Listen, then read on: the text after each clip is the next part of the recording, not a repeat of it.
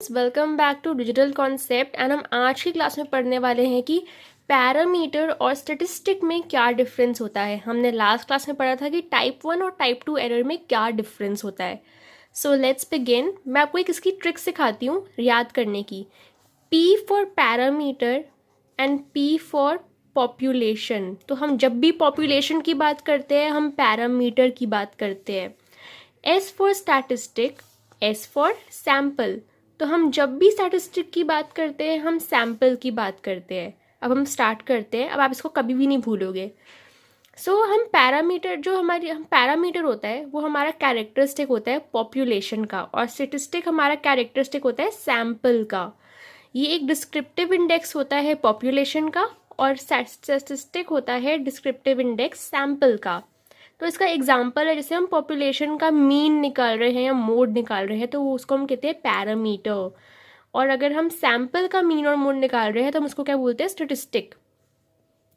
जो पैरामीटर होता है वो एक कांस्टेंट होता है क्योंकि वो एक फिक्स नंबर ऑफ पीपल होते हैं, क्योंकि हम पॉपुलेशन में से किसी भी एलिमेंट को एक्सक्लूड नहीं कर सकते।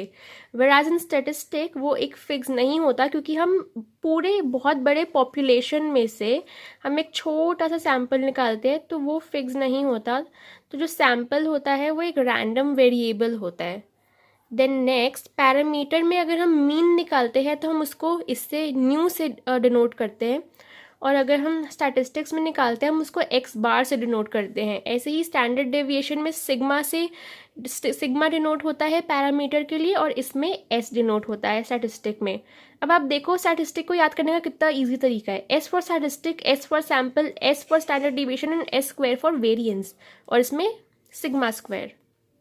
और ये तो बहुत ही कॉमन सा है कि जो हमारा पॉपुलेशन है उसमें बहुत कम चांसेस होते हैं एरर होने के। क्यों?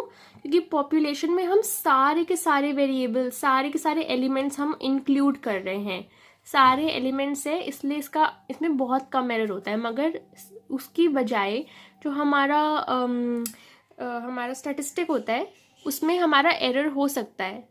क्यों एरर हो सकता है? क्योंकि हम उसमें पॉपुलेशन के कुछ एलिमेंट्स ले रहे हैं तो आंसर गलत आ सकता है, कुछ डिग्री ऑफ एरर हो सकता है। मगर हमारे पॉपुलेशन में वो एरर नहीं हो सकता क्योंकि पॉपुलेशन में हम सारे एलिमेंट्स इंक्लूड कर रहे हैं।